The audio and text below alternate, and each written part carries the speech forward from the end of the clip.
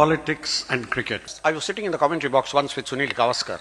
He summed up Viru's batting. He said he is the most uncomplicated batsman I have seen. When he sees that ball coming, whatever speed, whatever turn in the air or otherwise off the ground, he has only two options, 4 or 6. When you have something that basic, now today, that's why we are so lucky to have them. As what Mr. Amar Singh will do, well, we leave it to the very clever ladies to get elicit out of them. But I can go on and on. No, I won't. And now let's have a big round of applause for the host of the evening, the multi-talented fashion designer, Jyoti Khaitan, who follows politics pretty closely, just as she does a little bit of cricket.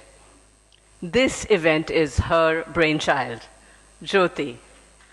The other interviewer in the hot seat is Mukul Agarwal, a happening interiors architect and art curator, whose firm and gallery, The Address, is very, very well known in the city. Mukul Agarwal.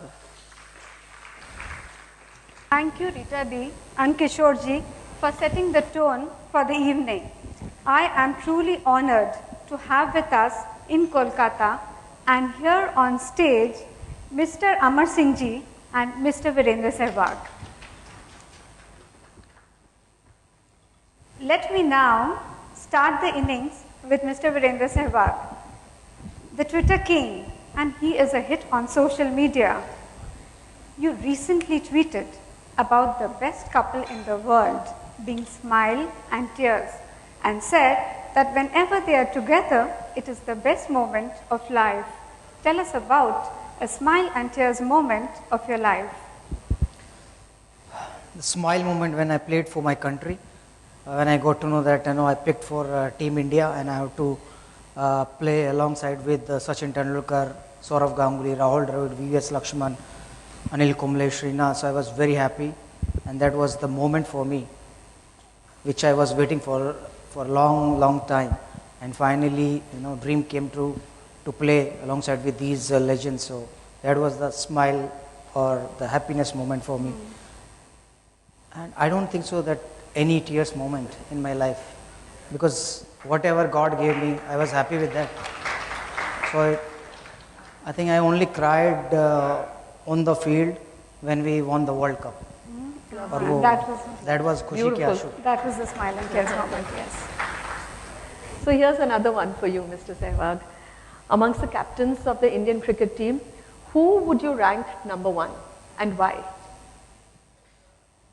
I can hear whispers of a name from there. Yes, because I'm in Kolkata and everybody was expecting that I have to say Saurav Ganguly. Yes, no doubt. Saurav Ganguly is the best captain. He taught us how to win outside India, in England, in Australia, in South Africa, and his dream was to become a test team number 1, which we became in 2009 when he just retired and Anil Kumble took over. Then Anil Kumble also retired, and when MS Dhoni became a captain, I think we became number 1 test team in the world. But I think Saurav Ganguly and Anil Kumble, these are the 2 best captains. So I'll give examples of both. I flopped in almost 14 innings and Saurav Ganguly came to my room and he said, Viru, मैं इससे ज़्यादा मौके नहीं दे सकता, तो तुझे अब run बनाने ही पड़ेंगे अपनी जगह बचाने के लिए. And then next game I scored 100, fastest 100 for India. Wonderful. And then Saurav said, now you are set for next 50 ODI, so don't worry, you will play next 50 ODI. And then Anil Kumble became a captain. I was not part of the test team. He became a captain and he called me that you are not in probables of 23, which the team will go to Australia, but I'm sure that you will get back into my playing 11 or my team. So after a week, I got a call from selectors. I got picked. I was not there even in 23, and he picked me out of the way. And then I went to Australia, scored 150, then scored my second triple century in Chennai against South Africa. I think if you have a captain like that who backed you, doesn't matter you are in form or not, I think they are the best captains. Automatically agree. Yes, absolutely. So why do you think Sachin and Dravid, who are such astute readers of the game, but they could not be successful captains? No, they were, because I never played under Sachin Tendulkar captaincy. I played with Rahul Dravid, and under Rahul Dravid captaincy, we achieved 17 consecutive ODI run chased, which nobody did, no other captain did. But unfortunately, he He resigned from the captaincy with, I don't know what reason was, but we were doing so well. But he resigned after that. I don't know what happened, but he was. He would have been a good. Absolutely, and if you go with stats, I think Rahul Dravid was there. But you judge captain when he do captaincy in many matches rather than only few games. So he did 1 year and not many matches. Now my question is for Amar Singh ji. Amar, Amitabh, Anil, ये triple A का group वर्षों तक जाना जाता था, क्या ये कभी एक हो पाएगा? देखिए, कुछ सवाल ऐसे होते हैं जो कि अपने आप में बड़े गहराई के होते हैं, लेकिन उसको सुनकर वो पुराना एक गीत है ना, वो भूली दास्तान लो फिर याद आ गई। तो ऐसा है कि जीवन में जब वसंत ऋतु होती है तो सब मित्र होते हैं, और समय ले रहा हूँ, लंबा प्रश्न है क्योंकि बहुत लंबे लंबे नाम हैं और लंबे लंबे कद के, और भगवान रोज हर दिन सब रात बनाता है और हर रोज दिन बनाता है और संदेश देता है कि रात भर का है महिमा अंधेरा, किसके रोके रुकेगा सवेरा। लेकिन अगर किसी के जीवन में 14 साल तक न शाम हो न दिन ढले और सूरज की तपिश रहे तो आदमी अपने आप को स्वयंभू समझने लगता है। 1996 का नवंबर मुझे याद है, 1996 के नवंबर से मेरी अधिकृत कहानी शुरू हो गई और वो तमाम लोग इसी कलकत्ता में, जब मैं छोटा था तो सायरन की तूती बजती थी, हम दौड़ के देखने जाते थे कि सिद्धार्थ बाबू जा रहे हैं, ज्योति बाबू जा रहे हैं। एकाएक लगता है, एकाएक दिखाई दिया कि बगल में बैठे हुए हमारे मित्र हो गए हैं, उनके साथ बैठ करके हम काम की बात कर रहे हैं। तो वैसा ही जैसे रितु को आज उत्तम दा जिंदा होते हैं, कहते हैं अरे रितु मैं तुम्हारे साथ काम कर रहा हूँ, तो उनको लगता है कि ड्रीम कम ट्रू। तो हम लोगों को भी वैसा ही कुछ लगा कि भाई ज्योति बाबू बैठे हैं, एक बार सिद्धार्थ बाबू हमसे समय मांगे, अपॉइंटमेंट। तो मुझे बड़ा अजीब लगा और मैंने उनको कहा कि आप हमसे अपॉइंटमेंट क्यों मांगते हैं मानुदा, करूँ अपनी टाइम टेंशन, हमें तो छोटे बड़ा थे कि आप ना किसी नहीं। तो बट ये इट हैपन्स इन लाइफ। तो हम कलकत्ता के मध्यवित्त परिवार के हैं और आज मुझे वो याद आ रहा है कि सेंट जेवियर्स में जब हम पढ़ते थे कोई एजुकेशन नहीं था, हम लोग लकी नहीं थे, लेकिन मैं ही एक ऐसा व्यक्ति था जिसकी कोई महिला मित्र नहीं थी क्योंकि मैं 9 नंबर बस और 20 नंबर ट्राम में चल के आता था और सिंका के बाहर खड़ा होकर के यहाँ बैठी हुई उषा जी, मैं इनकी तस्वीरें देखता था और बाद में बप्पी दा के यहाँ वहाँ उषा जी से परिचय हुआ, बात हुई। तो होता क्या है कि जब आप एक साधारण परिवार से आते हैं, मिट्टी से उगते हैं, तो आपको एक स्वीकृति की और पहचान की भूख रहती है, और स्वीकृति और पहचान की भूख हो और प्रारब्ध की कृपा हो और अच्छा समय आपके जीवन में संध्या आई नहीं रही है, 96 से शुरुआत आई, आप खेल रहे हैं, आप खेल रहे हैं और 2009 तक खेल रहे हैं, तो सब अच्छे लगते हैं क्योंकि जो आता है बोलता है you are the best, you are, आपसे अच्छा कोई नहीं, तुमसे अच्छा कोई नहीं है, तुमसे बढ़िया कोई नहीं है। तो ये अंतर करना मुश्किल होता है कि कौन मित्र है कौन शत्रु है। इसलिए जीवन में संध्या का आना बहुत जरूरी है। जीवन की संध्या और जीवन की रात्रि में ही पता चलता है कि कौन सच्चा है और कौन आपका अपना है। तो 14 साल तक अपनी जिंदगी के सुनहरी धूप में हम जलते रहे, तो उसमें कई लोग मिले, कई लोग गए, कई लोग आए, लेकिन उन कई लोगों में जो लोग मिले सबका नाम नहीं हुआ। ऋतुपर्णा भी हमारी बड़ी अच्छी मित्र है, मुनमुन भी बड़ी अच्छी मित्र है और भी तमाम लोग बहुत अच्छे मित्र हैं, लेकिन इनका नाम मेरे साथ नहीं जुड़ा क्योंकि ये लोग अमिताभ बच्चन नहीं है, ये अनिल अंबानी नहीं है। किशोर जी को भी मैं बहुत अच्छी तरह से जानता हूँ, उनके बारे में भी जानता हूँ। तमाम लोग कलकत्ता के हैं, मैं तो अपने को कलकत्ता का ही मानता हूँ। लोग बोलते हैं अमर सिंह जी आप क्या हैं, मैं कहता हूँ NRC। NRC का मतलब नॉन रेजिडेंट कलकत्ता।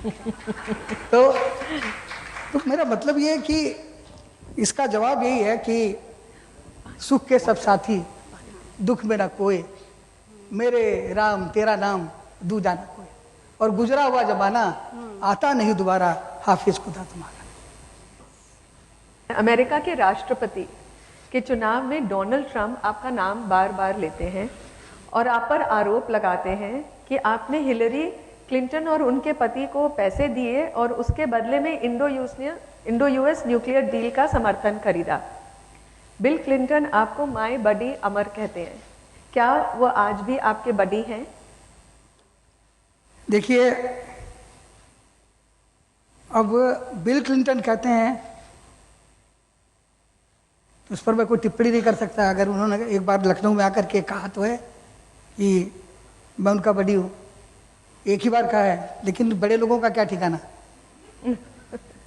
हाल फिलहाल जो है वो लाइसेंस का नवीनीकरण नहीं हुआ है।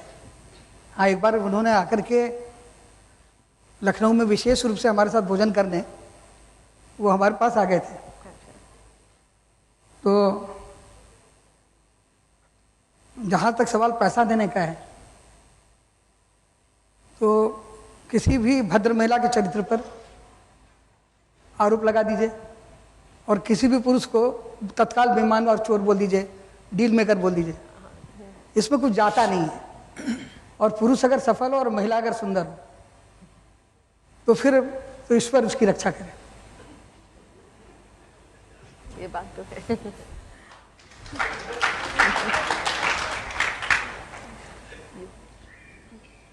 Okay, my question to Virendra Sehwag. Many felt that you were treated shabbily at the end of your career, dropped just a few matches after a test century against England, and without even the courtesy of a farewell test. Did it hurt you that you were dropped without any of the essential decencies that were offered to other greats like Kapil Dev and Sachin Tendulkar? If I say it didn't hurt me, I think I'm wrong. Yeah, it was hurt that time. But I think in everybody's life, there time comes when people decide their career rather than player decide their career. So there were selectors who decided my career, that my time was up, and I happily went away. And I retired after 2 years. And now I'm happy, pretty happy, earning more than which I was earning in my playing days. So pretty happy. When you felt hurt, how did you react? What did you do about it? Nothing. I was telling my mom, my wife that, I'm lucky that I'm spending time with you.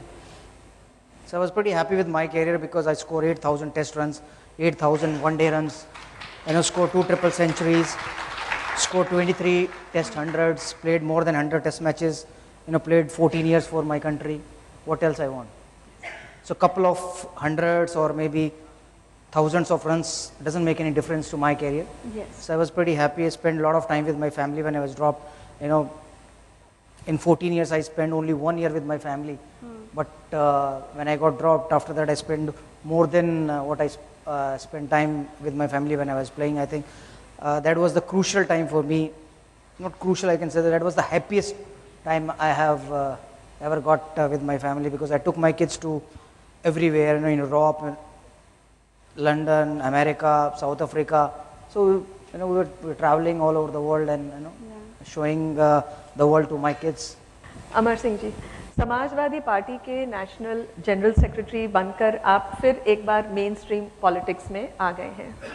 तो in your second innings, what role do you envisage for yourself? Do you think you will be strengthening the party and what you have done in the past very well? देखिए, समय, स्वास्थ्य और संबंध, इनका कोई ठिकाना नहीं कि कब क्या हो जाए, कब समय खराब हो जाए, कब स्वास्थ्य खराब हो जाए, कब संबंध खराब हो जाए. ये कोई संवाद नहीं है किसी फिल्म का, ये मेरे जीवन की कहानी है. मेरा समय भी खराब हुआ, स्वास्थ्य भी बहुत खराब हुआ, मेरे गुर्दे नहीं है, दोनों। मेरी आते नहीं 80%, और मेरा शुगर 20 हो गया था। मैं वेंटिलेटर पर चला गया 5 दिन तक। उड़ते हुए हेलीकॉप्टर से झांसी में नीचे गिरा। तो जब मैं, नींद कब आती है कभी कभी, आप जगे रहते हैं, 20 घंटा काम करते हैं, हेलीकॉप्टर में सो गया, कोहनी रखी, दरवाज़ा खुला नीचे। तो जब उतनी ऊंचाई से नीचे गिर रहा था तो मुझे उन पलों का एहसास है आज भी। मुझे बिल्कुल ये लग रहा था जिस तीव्रता के साथ मैं नीचे गिर रहा था, ये ज़िंदगी क्या है, गम का दरिया है। मैं जीना यहाँ मुश्किल, न मरना यहाँ मुश्किल, अजब दुनिया है। और उसके बाद मैं गिरा कहाँ, झांसी के एक तालाब में, हेयरलाइन फ्रैक्चर भी नहीं हुआ। तो मुझे लगता है कि बार बार ऊपर जाता हूँ और वहाँ पर यमराज को चित्रगुप्त कहते हैं कि खाता देख के, किसको ले आया, अभी इसका नंबर नहीं आया। तो अब दूसरी इनिंग हो या तीसरी इनिंग हो, चौथी इनिंग हो, मेरे जीवन की प्राथमिकता, प्रासंगिकता सबसे पहले मेरा स्वास्थ्य, उसके बाद स्वास्थ्य के बाद मेरा स्वावलंबन, आर्थिक सामाजिक, स्वास्थ्य स्वावलंबन, तीसरा परिवार, और उसके बाद राजनीति।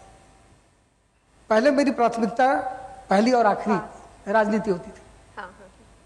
लेकिन जीवन की धूप छांव ने मुझे बताया कि जरदार मर्द नाहर, चाहे घर रहे चाहे बाहर, बेजर मर्द बिल्ली, चाहे घर रहे चाहे दिल्ली। जरदार मतलब जो सामर्थ्यवान पुरुष है वो शेर है, वो चाहे अपने घर में है या बाहर है। और जिसकी सामर्थ्य नहीं है वो बिल्ली है, चाहे घर रहे चाहे दिल्ली। तो आज जब हमारे जीवन में विषमता आई, तो मैं नाम नहीं लूँगा, बड़े बड़े वकील जो मोरलिटी पर भाषण देते हैं, बाहर जाने के लिए गल्फ स्ट्रीम प्लेन मांगते हैं, 50 लाख एक एक हियरिंग की फीस मांगते हैं, और गल्फ स्ट्रीम और 50 लाख की फीस वो भी चेक में नहीं, TDS कटेगा, और भी 50 समस्याएं हैं।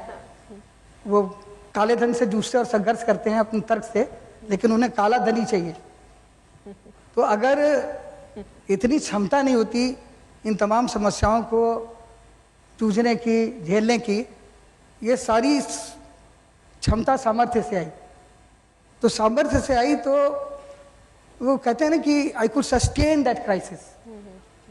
और जब आप दुख में होते हैं ना, तो फिर वही होता है जो आपने, पता नहीं, गुरुदत्त जी की पिक्चर मैंने 100 बार देखी उस दौरान, ये महलों, ये तख्तों, ये ताजों की दुनिया, ये इंसान के दुश्मन रिवाजों की दुनिया, ये दुनिया अगर मिल भी जाए तो क्या है, जला दो मिटा दो इसे फूंक डालो, ये दुनिया अगर मिल भी जाए तो क्या है।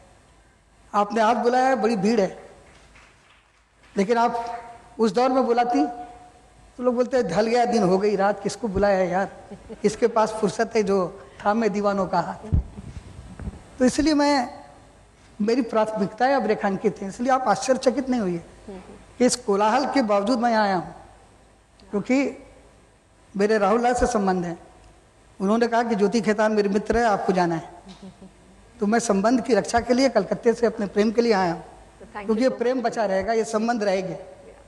ये शाम मेरी जिंदगी के मानस में अटकी हुई रहेगी।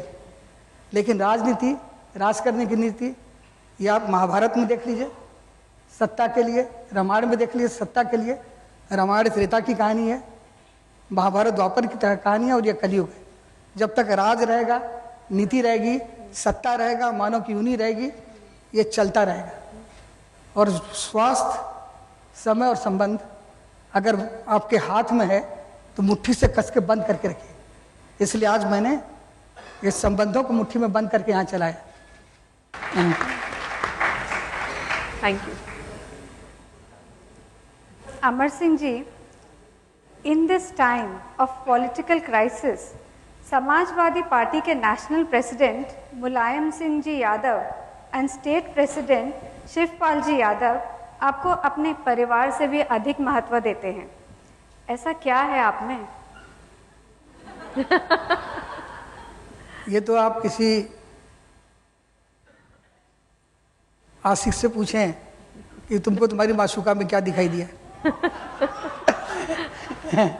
तो ये तो कॉलोकियल लैंग्वेज में हुआ। दूसरा, रामायण की एक चौपाई है, माइथोलॉजिकल आंसर भी ले लीजिए, जाकी रही भावना जैसी, प्रभु मूरत देखी थी नित ऐसी। जिसका मन अच्छा होगा उसको सब अच्छे दिखेंगे, जिसका मन अच्छा नहीं होगा उसको सब खराब दिखेंगे। अच्छे मन से अच्छी दृष्टि आती है। तो मेरे प्रति अच्छा मन और अच्छी दृष्टि रखने वाले परमादरणीय मेरे बड़े भाई मुलायम सिंह जी और हमारे भाई शिवपाल जी, दोनों ने जो आज हमारे बारे में विचारों की अभिव्यक्ति की है, उसके लिए मैं आपके मंच से उन्हें धन्यवाद देता हूं। और आज हमारे बेटे की तरह हैं अखिलेश, उनका जन्मदिन है, उन्हें बहुत आशीर्वाद और बधाई देता हूं। So what do you think, will the Lodha committee's recommendations and legal interventions help the game of cricket in the long run, or will it again be another controlling hand like the BCCI? See, this game of cricket is on autopilot. Doesn't matter who will run it. It will go on and on and on. Till the time people has love for this game, I don't think so game will stop ever. Whoever comes, Gavaskar came, went, Tendulkar came and went, Kapil Dev came and went, still players are there. New players will So new management will come, doesn't matter who will come, but this game will go like that, the way it is going, and it will grow more and more because our population is also growing, and our population is on fast track, I think. So the game will grow, yeah, absolutely. I don't think so Lodha committee will run BCCI or BCCI will run BCCI, whoever will run, doesn't matter. But will it affect things like spot fixing, etc., which is unique to the cricket, the game of cricket? I don't think so. There is a spot fixing in game of cricket, especially in India, because I played so many matches. With IPL, that's what we all hear. There is no proof at all. Yeah, there were police arrested a couple of players, couple of bookies, but there was no proof at all. So court gave their verdict in favor of players. Shri Shant and Ajit Chandila, they all are innocent. That what court said. So we still have hopes. Yeah, absolutely. Even with the restrictions. Absolutely. I think people love this game. People love the players. Why I'm sitting here just because of this game. True. It's not that I'm a politician or I'm a big businessman, but I played this game and I love this game, and I achieve I think good things in game of cricket. Because of that's why I'm sitting here, and everybody loves cricket who's sitting in this room or maybe in India, because we are the superpower of this game of cricket because of our population, because of our TV rights, because of our sponsorship. If tomorrow India will say that we will not play the World Cup, there is no sponsor for World Cup. Amar Singh ji, you were known as the king maker. कहा जाता है कि आपने भारत में 3 प्रधानमंत्री बनाया और एक प्रधानमंत्री दावेदार को नहीं बनने दिया। क्या ये सच है और कौन थे ये लोग? देखिए, आंशिक रूप से सच है और वैसे सच नहीं है। संस्था महत्वपूर्ण होती है, व्यक्ति नहीं। तो अगर उस संस्था में रहते हुए हम कुछ कर लें तो हमें यह गलतफहमी नहीं होनी चाहिए कि हमने कर दिया। क्योंकि जैसे फिल्म बनती है तो उसमें कथानक किसका है, कोरियोग्राफी किसकी है, गीत किसका है, प्लेबैक सिंगर कौन है, उनका उसी से करवाएंगे अपना मेकअप। लेकिन सामने वो नायिका या नायक का चेहरा आता है और स्टारडम मिल जाती है। वैसा ही कुछ हाल मेरा भी हुआ। ये हमारी पार्टी और हमारे नेता, तो नेता हमारे डायरेक्टर हो गए और पार्टी जो है वो हमारा प्रोडक्शन हाउस हो गया और फोकस मेरे ऊपर आ गया। नायक आप? हाँ, वो चंद्रशेखर जी, देवगौड़ा जी, गुजराल साहब।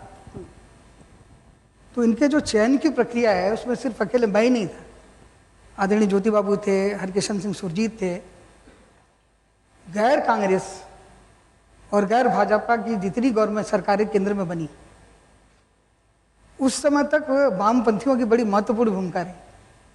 सुरजीत की, सीताराम येचुरी की, कॉमरेड प्रकाश कारत की।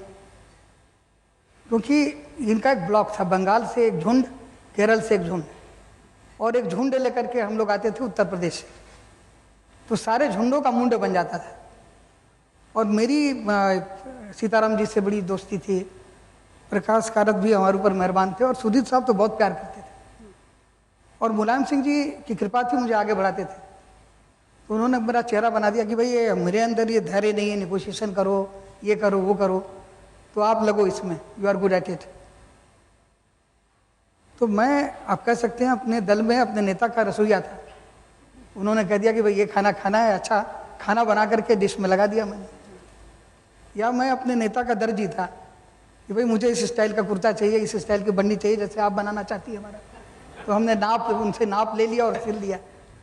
तो ये शरीर का नाप है, वो आइडियोलॉजिकल मेजरमेंट है। तो श्रेय मुझे मिला, लेकिन मैं कहूँ मैंने किया तो ये मेरा अभिमान होगा।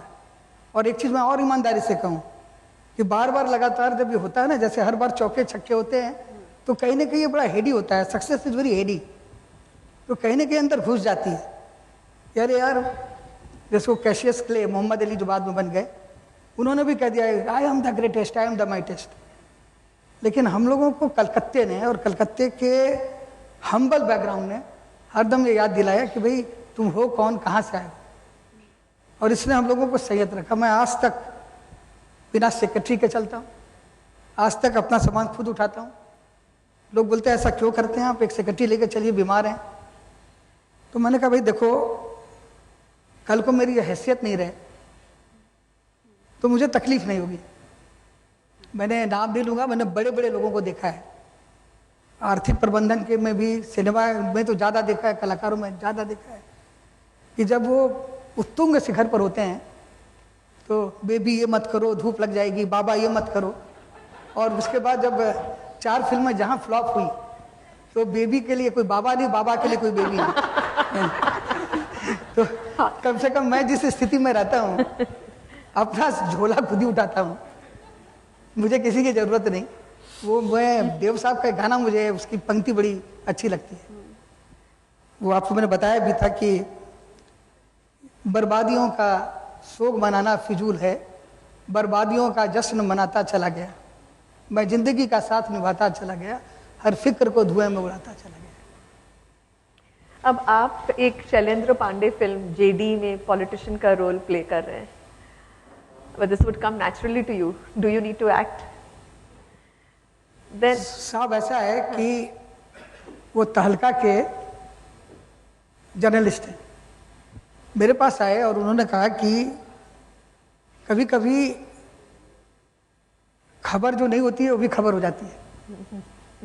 और हिटलर का जो प्रोपेगेंडा सेक्रेटरी था गोबेल्स, उसने इस थ्योरी को निकाला कि एक कहानी बना दो और उस कहानी को रोज रोज दोहराओ, तो एक झूठ को अगर तुम 100-200 बार, 1000 बार बोलोगे तो सच बन जाएगा। सही बात है। Create a perception and convert that perception into truth and then present that truth in a sensational manner so that TRP goes high, so that eyeball catch goes high। तो उसने जब ये बताया तो उसने कहा इसमें आपका एक रोल है एक राजनेता का कि जिससे लोग व्यथित हैं, दुखित हैं, जिसकी his ability has become a constraint and to pull him down a conspiracy is hatched। तो क्या ये रोल आप प्ले करेंगे? हमने कहा ये तो मेरे साथ रोज होता है असल जीवन में, तो इसको पर्दे में चित्रित करने में क्या करें? क्या अब वो फिल्म रिलीज हो ना हो, आर्थिक संकट संक्रमण के दौर से बेचारा जर्नलिस्ट आदमी बना दिया है, और मुझे लगता है कि उसकी आशा की काम भी कर दिया है, फंड भी कर दें, रिलीज भी करवा दें, उसकी ऐसी आकांक्षा होगी। तो अब देखिए आगे क्या है। और उस फिल्म का नाम है जेडी। जेडी मतलब journalism detected. Okay, I was wondering what JD means. चलिए इसी बहाने आपके माध्यम से उसका कुछ प्रचार हो गया, ईश्वर उसका भला करे। Incidents, narrate some incidents of fun with your fellow players in your trips, like where you really played pranks on each other and did something, maybe disturbed others. We were in Sri Lanka, in 2001 or 2002. So that time there was a lot of rain during the matches, practice sessions. So we never had a practice session. We didn't play a couple of matches. So we thought that we were getting bored. So let's enjoy ourselves. So what we did, we bought a mask, bhoot wala. So Harbhajan Singh wear it. तो फिर हमने कहा नहीं यार, ये तो dress में तो कपड़ों में तो पहचान ले जाओगे. तो एक सफ़ेद चादर लेके आया कमरे से, वो चादर उसके ऊपर डाली. एंड देन हमने एक दरवाज़ा नॉक किया. हमारा एक कंप्यूटर एनालिस्ट होता था नंदन, आज वो अंपायर है. तो उसने दरवाज़ा खोला और दरवाज़ा खोलते ही वो नीचे गिर गया. फटाफट हम भागे, उसको उठाया, उठा के बेड पे डाला, उस पर पानी मारा, डॉक्टर बुलाया और फाइनली वो बच गया, कुछ हुआ नहीं. तो हमें लगा कि ये प्रैंक हम पे शायद महंगा पड़ जाता अगर उसकी जान चली जाती. लेकिन ऐसे प्रैंक हमने बस उसके बाद कभी नहीं किए. तो कभी कभी प्रैंक करना अच्छी बात होती है, लेकिन उससे दुर्घटनाएं बहुत ज़्यादा हो जाती हैं. तो उनको ध्यान में रखते हुए फिर हमने ऐसा दोबारा कभी नहीं किया लाइफ में. ऐसा कभी लगता है कि हमारे जो ऑपोजिशन टीम है, फॉरेन प्लेयर्स है, उन पे ज़्यादा प्रैंक करें? प्रैंक नहीं, स्लेजिंग बहुत ज़्यादा हुई है. तो एक किस्सा स्लेजिंग का मैं सुनाता हूँ. हम लोग ऑस्ट्रेलिया में थे 2003-2004 में. तो सचिन तेंदुलकर की कोई बैक में इशू हुआ, तो वो फील्डिंग करने नहीं आए काफ़ी देर, मतलब 3-4 घंटे तक. और जब हमारी बैटिंग आई तो वो बैटिंग करने आए. तो माइकल क्लार्क नए नए खिलाड़ी बने थे, तो वो बार बार सचिन तेंदुलकर को बोल रहे थे, you are too old, you are here to bat not to field. और हर बॉल या हर ओवर के बाद बार बार ऐसे बोले जा रहे थे. तो मेरी और तेंदुलकर के बीच में गुफ्तगू हुई. तो मैंने कहा आप डिस्टर्ब तो नहीं हो रहे? उसने कहा हो रहा हूँ, बट क्या है, कुत्ते भौंकते रहते हैं, हाथी चलते रहते हैं. तो ऐसा उन्होंने कहा. तो मैं क्लार्क के पास गया, मैंने पूछा, मैंने कहा your colleagues call pub, can you tell me which breed are you? तो उन्होंने मुझसे पूछा कि why are you asking? I said maybe I buy this breed and take home. So because we don't know how to sledge, but you know how to bark, so that's why. So ऐसे sledging के किस्से बड़े हुए, तो उनमें से शायद एक किस्सा था. तो ये ज़्यादा बेहतर प्रैंक है या स्लेजिंग है, बजाय कि आप किसी इंडिविजुअल के पीछे कुछ बोलो या गाली गलौज करो. No, of course, this is ji. healthy. So should we? Amar Singh ji, how is your relationship with the CM of Bengal, Ms. Mamata Banerjee? You supported her on the Shingur agitation. Do you think it has helped the farmers? And was the closing of the nano factory a good idea? देखिए, कोई सांप का जहर कभी कभी आदमी को मार देता है, और वही जहर कभी कभी दवा के रूप में किसी ड्रग में उसका इस्तेमाल होता है. तो अच्छा या बुरा, गुड और बैड, ये प्रासंगिकता के आधार पर होता है, किस समय क्या अवस्था है. एक राजनीतिक विश्लेषक यानी पॉलिटिकल एनालिस्ट के तौर पर मैं बोलूँगा कि जो लेफ्टिस्ट थे उन्होंने राइटिस्ट अप्रोच ले लिया, और जो राइटिस्ट बैकग्राउंड की लड़की थी वो लेफ्टिस्ट बन गई. मतलब बन क्या गई, वो दिखने भी लगी लेफ्टिस्ट. काली घाट के एक बहुत अच्छे पॉश मोहल्ले में नहीं रहना, एक छोटी सी कोठरी में रहना, बहुत साधारण कपड़ा पहनना, हवाई चप्पल में निकल जाना, महिला होते हुए भी कोई सजावट का कौशल नहीं रखना, और निरंतर संघर्ष में रहना, कई बार जेल जाना, मार खाना, तमाम चीज़ें उसने की. आपको मैं बताऊं, सुब्रत मुखर्जी और प्रियंका दास मुंशी के साथ मैंने यहाँ छात्र परिषद की राजनीति की, और दोनों हमसे बड़े निकट थे. सुब्रत मुखर्जी ज़्यादा निकट थे, और सुब्रत मुखर्जी ममता के गुरु थे. आज ममता शायद न मानेंगे या सार्वजनिक रूप से न कहें, लेकिन मुझे कोई फर्क नहीं पड़ता, मैं अपनी जड़ को नहीं भूलता. तो सुब्रत दास से हमारे भी संबंध गुरु चेले वाले ही रहे, और आज भी मैं उनको दादा ही कहता हूँ. भले राष्ट्रीय स्तर पर मेरा नाम बहुत हो गया हो, तो लेकिन सच तो ये है कि हम अपने अतीत से भाग नहीं सकते, उसे मान करके जीना चाहिए.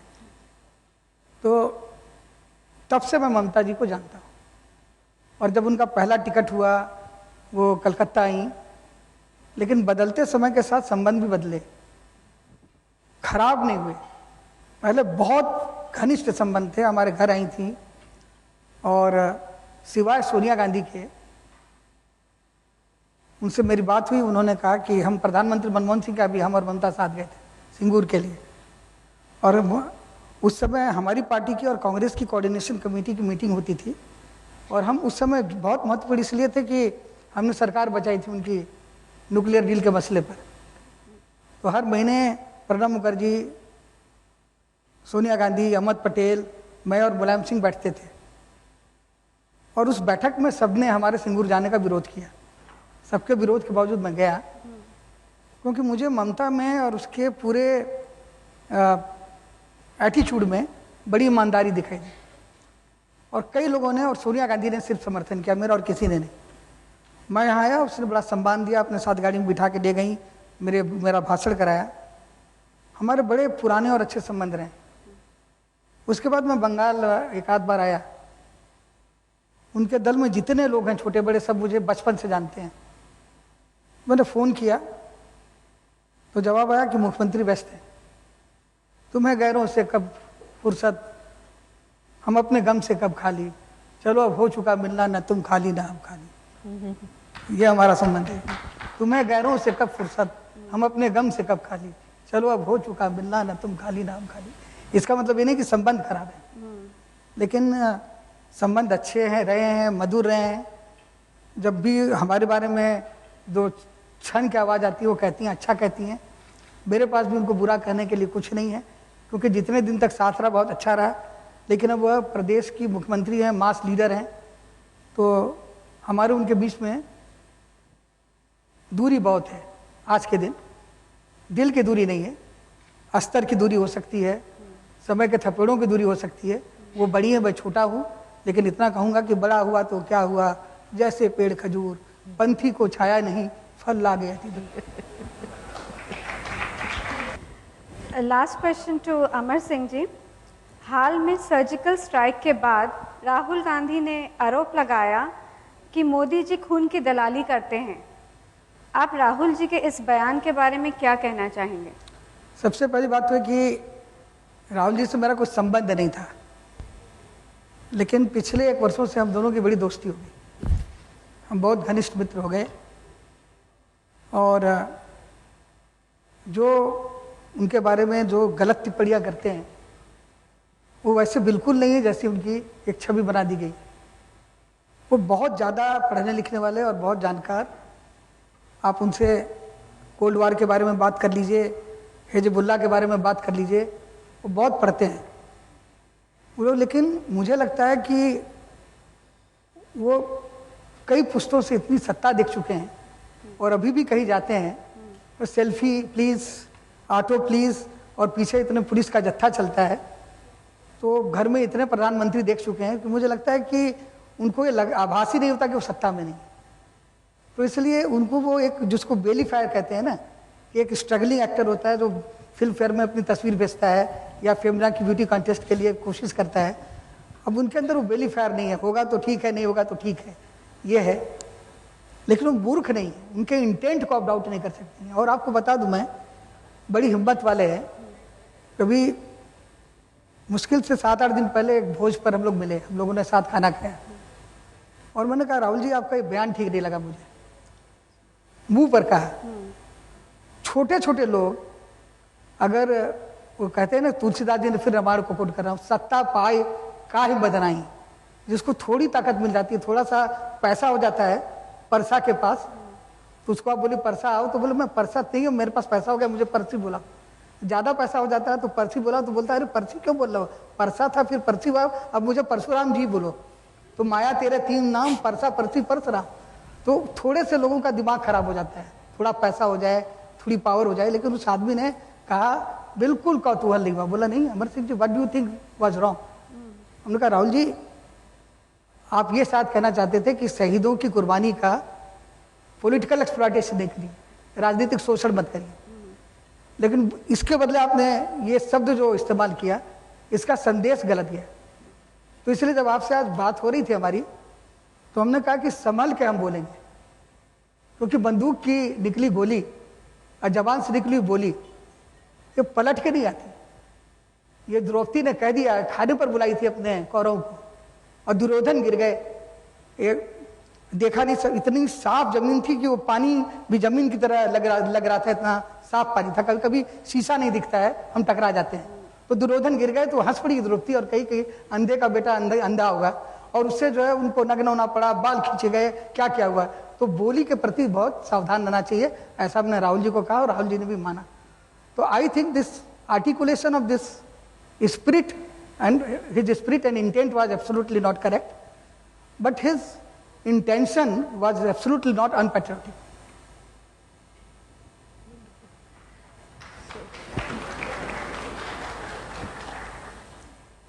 Now we'll take some questions from the audience. I would request, we have Titu with us here, so I would request the Telegraph and Titu to ask a question, please.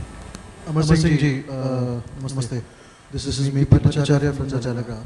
I would like to ask you two questions. First is, as a Chief Minister and a mass leader, on a scale of 1 to 10, how would you rate Akhilesh Yadav? And, but yeah, please go ahead. Absolutely fantastic.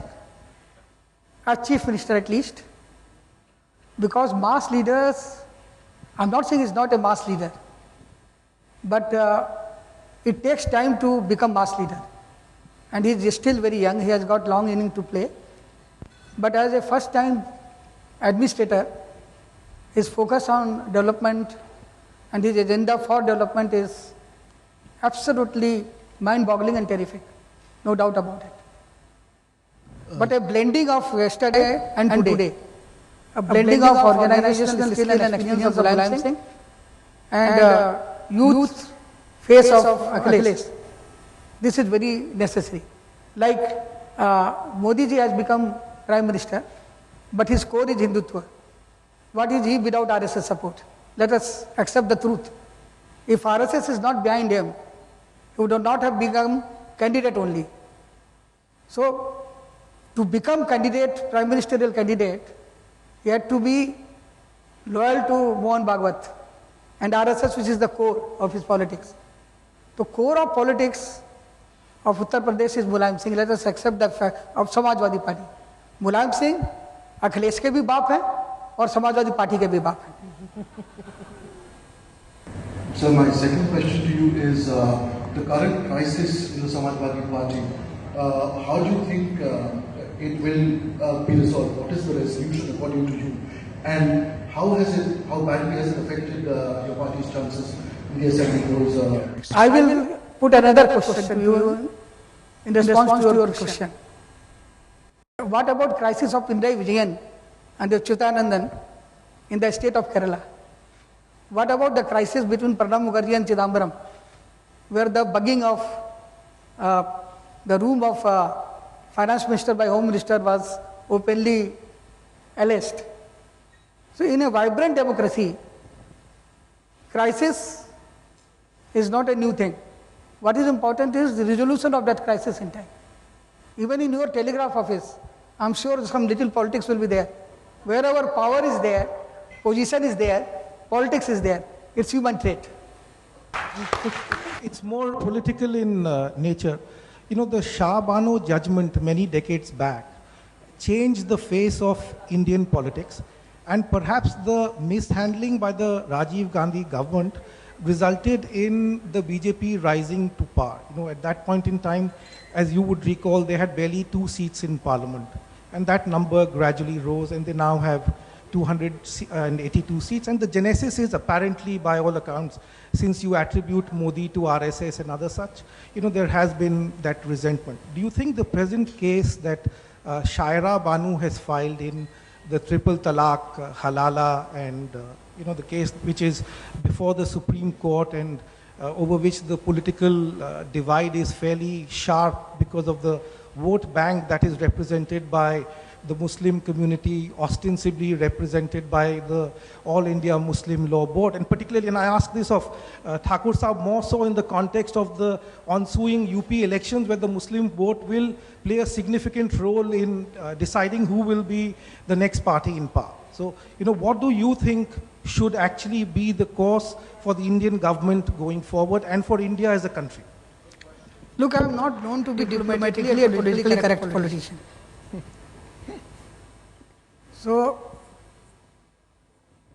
But nonetheless, I am not that free man I used to be. I am holding a tag with me. A, I am a member of parliament. B, recently I am appointed General Secretary of Samajwadi Party. So I am now bonded to a ideology and philosophy. So I will not be very transparent and straight in replying, because on any question I primarily reply not from my head but from my heart. So there will be a conflict of head and heart. So I will try to avoid that. A. No. I will not get entrapped, because I am in this business for far too long. And then I will say, I will not talk about Muslims. I will talk about us. हमारी तो 16,000 रानियाँ कृष्ण ने रखी, और हमारे यहाँ राजपूतों में हम रजवाड़े होते थे, हम लड़ाइयाँ करते थे, और लड़ाई में हम जीत जाते थे तो भरोसे के लिए कि फिर हम लड़ाई नहीं करेंगे या बदला नहीं लेंगे, लोग अपनी बहन बेटी दे देते थे. तो दैट वाज कि हमारी लड़की चली गई इनके घर में, अब दुश्मनी खत्म. तो उस प्रोसेस में वो महाराज जयपुर में जो पद्मिनी यहाँ ये जो गायत्री देवी थी, हमारे बंगाल की लड़की थी, कुछ बयार की. हमारी ही कम्युनिटी ऐसी है जो जिसमें इंटर स्टेट मैरिज होती है. यहाँ बंगाल में जो सिंह राय हैं उनके हमारी शादी हो सकती है. अगर कोई सिंह राय लड़का हो तो उससे हमारी बेटी की शादी हो जाएगी.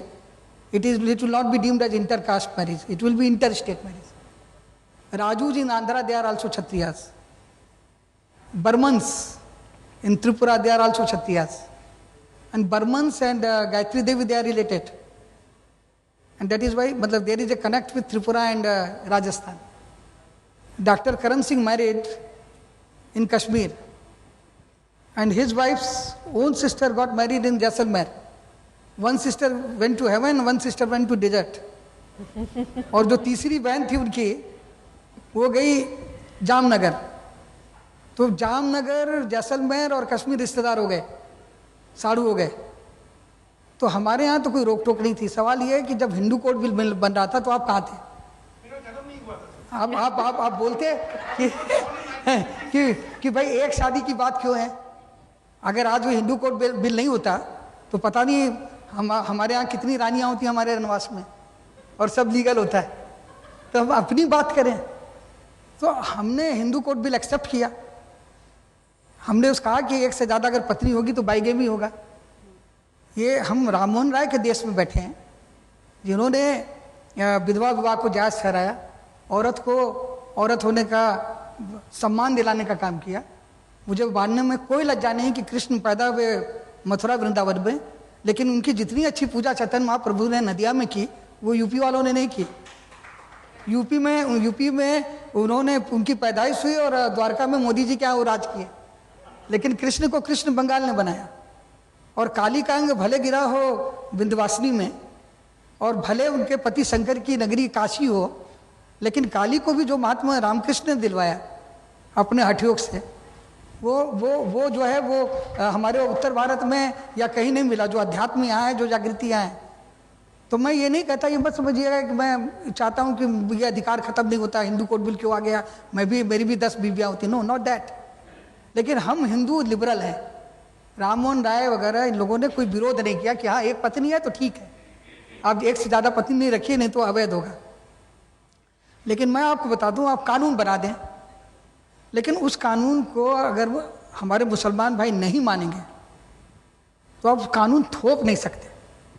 ये आप जान लीजिए. मैं ये इसलिए नहीं कह रहा हूँ कि मुझे मुसलमानों का वोट चाहिए. ये आपको मैं एक सच बात बता रहा हूँ. आप रोज मंदिर तोड़ते हैं कि सड़क के चौड़ीकरण के नाम पर. हर मुख्यमंत्री तोड़ता है. एक मस्जिद तोड़ के दिखाइए, एक गुरुद्वारा तोड़ के दिखाइए. गुरुद्वारा में ब्लू स्टार हुआ, देखिए क्या हुआ. और मस्जिद में थोड़ा सा तोड़फोड़ करिए, नायब तदबीर अल्लाह अकबर हो जाएगा. और गुरुद्वारे को अगर आप तोड़ेंगे तो बोलो सौ निहाल सत श्री अकाल हो जाएगा. तो जो एक संस्कृति है सिखों की, हमारे मुसलमान भाइयों की, उस संस्कृति से आप कैसे टकराइएगा? आप सिख हिस्ट्री पढ़िए. My question is to you. We just saw a movie on Dhoni, a biopic on him, and it was a wonderful way to know about a cricketer's life and how difficult it is to make it. अगर आपके ऊपर कोई movie बनती है, कौन चाहेंगे कि आपका कैरेक्टर प्ले करे आजकल बॉलीवुड से? Thank you. चॉइस मेरी है? जी जी, आपकी लाइफ पर. देखिए पहले तो प्रोडक्शन हाउस ढूंढना पड़ेगा. अच्छा. वो सब अरेंज हो जाएगा. आप बोलिए आपको कौन प्ले करेगा? उसमें अमर सिंह जी की मदद लगेगी. अरेंज हो जाएगा. 100-125 करोड़ जो खर्च करे मूवी बनाने के लिए.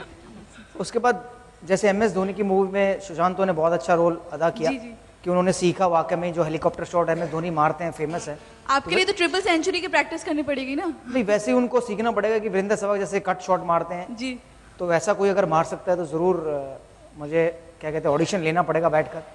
तो देखना पड़ेगा किसमें टैलेंट है.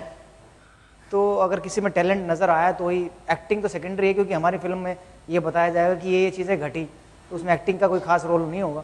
क्रिकेट खेलना उसे जरूर आना चाहिए. Sure, thank you.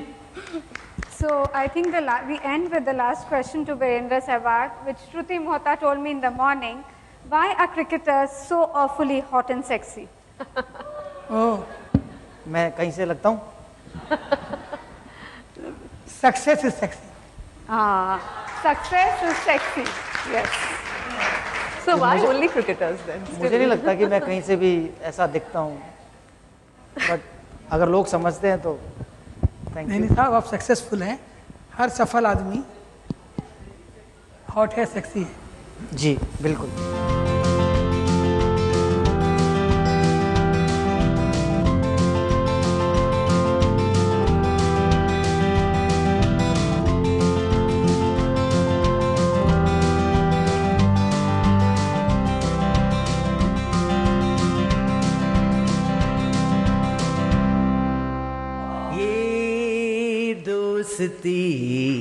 बीरू तोड़ेंगे तोड़ेंगे दम मगर तेरा साथ ना छोड़ेंगे तेरा साथ ना छोड़ेंगे. आपका साथ और आपके साथ कभी न छोड़ेंगे. Thank you Jyoti for having us here tonight.